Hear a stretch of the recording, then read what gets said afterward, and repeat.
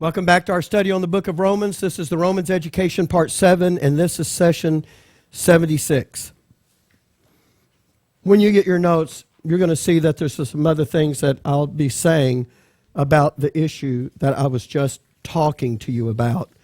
I'm not going to take really the time. I really want to, but I'm not going to take the time to go through all of those because of the time that we have left, and I have two things left to do here in this last session. So let me just end that by giving you one more example.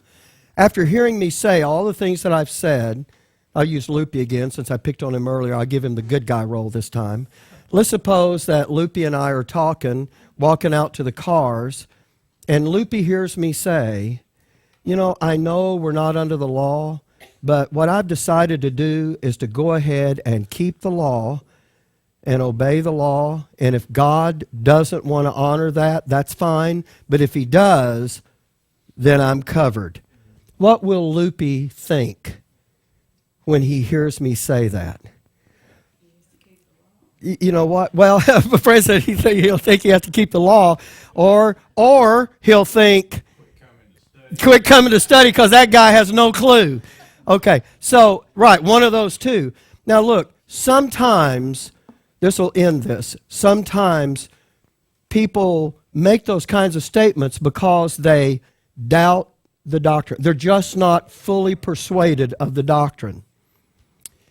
And by the way, if you went back and looked at our notes, I have said tons of stuff about this, and we have looked at scores of verses about this. Sometimes people choose because they don't like the doctrine. It's not as appealing to them as the alternative. Hey, who wants to suffer? I mean, I get that. But sometimes we bow to pressure. Ridicule. Maybe our family, we're the only one in our family that understands these principles. And if you bring it up, you'll be branded as the certified nutcase or some kind of cult member or heretic.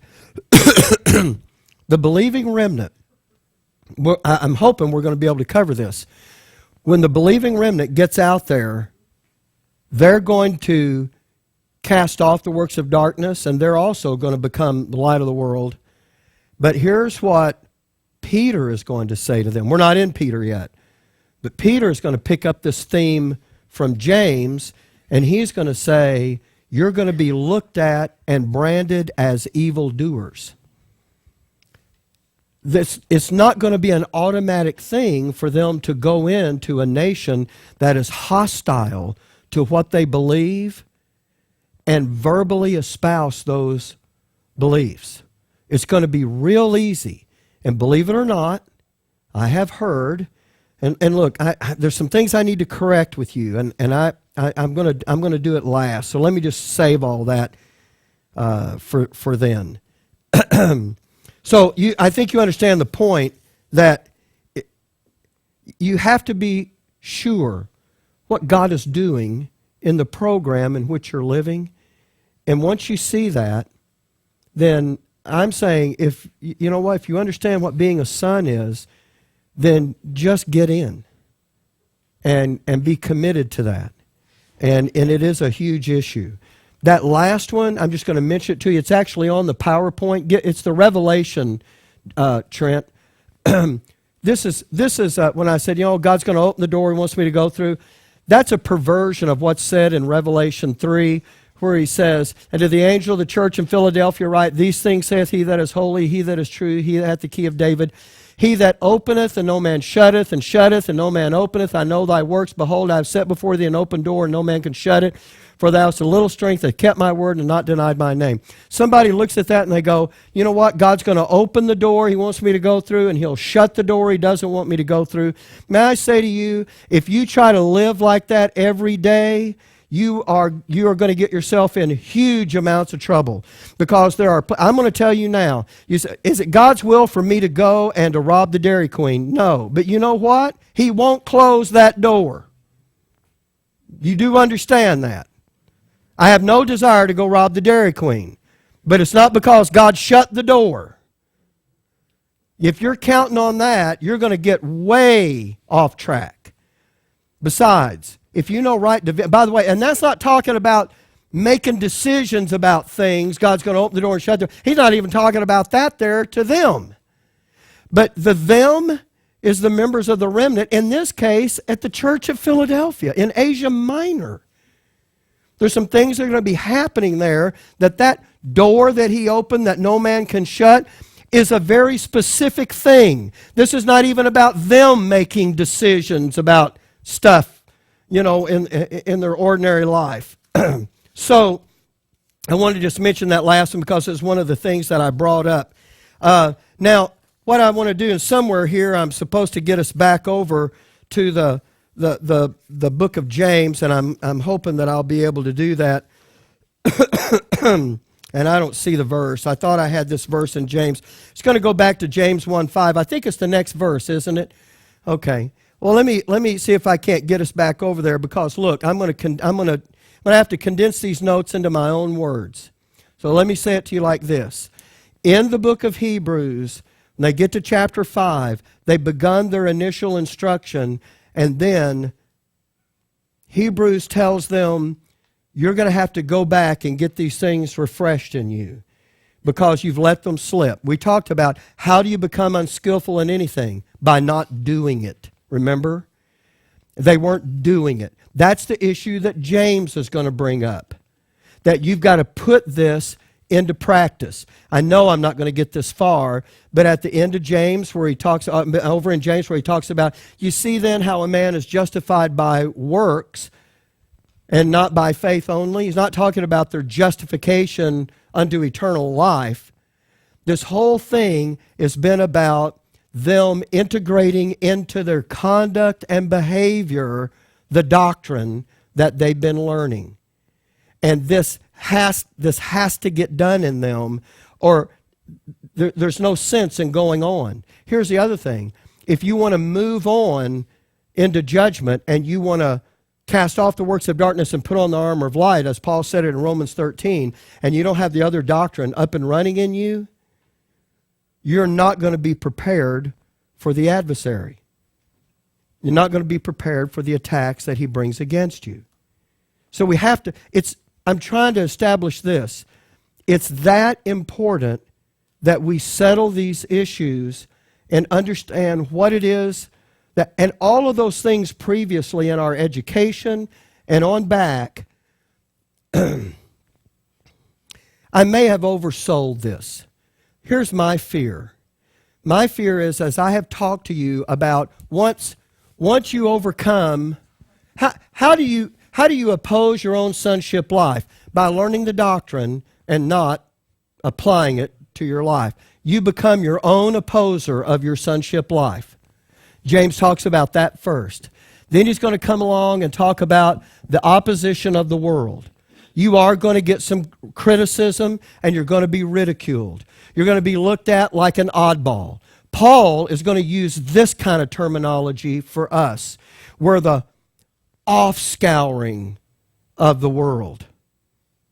That's not a complimentary phrase. And then the attack that comes from the adversary.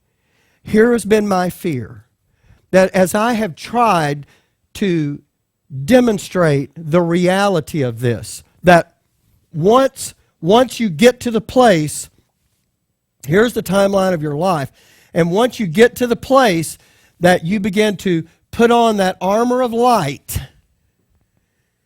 that is the signal to the adversary that you now can receive that first round of oppositions from him.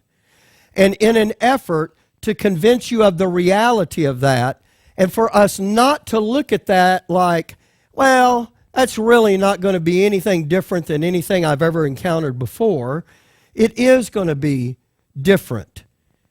But I think what I did was, I found this to be true in Monaghan's, and I'm saying it this way to you because it was in a roundabout way that I actually discovered this in Monaghan's, that I was afraid nobody was taking this this happening here seriously. I'm not saying that to be critical of them. I just didn't hear or see anything that made me think that. And then I discovered last week that it was quite the opposite. That actually that was being looked at as more traumatic than it is in the beginning. If you remember back in Romans 8, who shall separate us from the love of Christ? Tribulation, I'm not going to write them all down. Distress, remember, nakedness, peril, sword. Remember that? Death. And I said it to you then, but I think in an honest attempt to create the reality of Satan's desire to stop your sonship life, which is going to result in you not living out of the doctrine, he is not using, let me put these in here, because we have this idea that he's going to strip away immediately all of our earthly possessions and threaten our life and kill us. I want you to understand that while these things were certainly true for the Apostle Paul, they are only true when we reach a certain stage of our sonship life. The good news is, I'm the one instructing you. No one will live long enough to get there. Okay, that's a little bit of a joke. Thank you to the two of you that got that. Okay. The tribulation, we're going to be told about that. It comes first in the form of evil men who come into the assembly to, in a very crafty way. They're not going to stand up in the middle of one of these sessions and go, oh, I don't believe that. Don't tell me God's not doing this or that. You know what? You'll look at that guy and say, you know what? You only missed 400 sessions of background, and you're talking out of something you don't have any knowledge about, and you'll just dismiss that. What will happen is they'll be very clever. They'll go around after class, behind the scenes, and, they'll go over to Larry and they'll say, this is really a good group. I'm so glad I found this. How long you been going here? Oh, that's great. Mike's doing a really good job. But, I really want this group to do something. There's people need to hear this message. This sonship message is wonderful. But, honestly, Larry, we're not going to attract people if we just emphasize suffering and all of these kinds of things. Well, I'm not saying to do away with it. See, that's what you say in the beginning. I'm not saying you do away with it, but we need to tone that down a little bit, And so he does that. And then, you know what? And then he buddies up to Carson, and he goes, or he'll say, what do you think about that? And what he's trying to do is to get Larry to say something he can use. And then he can go to Carson and say, I was talking to Larry. Boy, I like him and Deborah. They're just really good people. But, I was talking to Larry, and Larry said, it's kind of scary to think about those things. And, you know what he's going to do? He's not going to say, I'm saying. He's going to get this in someone else. And then, his wife will move over and sit beside Dorothy. And then she'll start, and all of that, you know what I'm saying? And this goes like this until finally you kind of have a groundswell of people who now, that don't really realize how they got to this place. This is done very subtly. These evil men are coming in, because then what they want is, at the end, we're either going to change this message or this group is going to dissolve. There's only one other alternative. We're going to identify those evil men for who they are, and we're going to expunge them from this group. Now, I know that's going to be hard, because you know what? You're going to say, well, I thought we were supposed to have godly love. Yeah, but not for the serpent. We all have license to carry now. Is that what it is? LTC? Yeah. Okay. My point is, but we have to be able to discern that. You don't want to do that to an honest guy that's coming in, but we're going to have the discernment to be able to do that. And that discernment, folks, is going to come from the previous education up to that point working in us. In other words, and to have that, and for that to happen, we have got to be living out of the doctrine so that we become skilled in it, right? So just like when the temptation comes to the believing remnant, you know what? They're not glad for this opposition that's going to keep them from living out of the doctrine they've learned. But you know what? To go through that, they're going to count it joy, because if they respond to that properly, they're going to come out on the other side stronger, more skilled, more aware. That doctrine is going to have worked in them to produce an understanding they didn't have before, and they're just going to move on from there. All right, now I've said all that to say that I don't want to oversell this event and make you so frightened of it that you entertain the thoughts of things I've heard other people say. That someone is thinking, you know what, I'm so afraid of what's happening that I thought about just quitting. That way I wouldn't incur the policy of evil. And I said, but I would never quit, but it bothered me, and I thought about it. And for someone to say, you know what, I thought I'll come and learn the doctrine, but I just won't do it. And that way I won't get on the radar. And they said, but I know that's not right. But, you know, and so I'm thinking, in an effort to try to convince you of the reality of that, I don't want you to get the idea that the end things are these are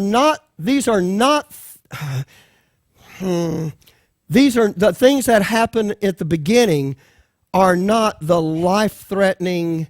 Look, you should be, as far as your life goes, you should be more afraid of the sufferings of this present time, because the policy of evil doesn't have license to take your life at this point in the curriculum.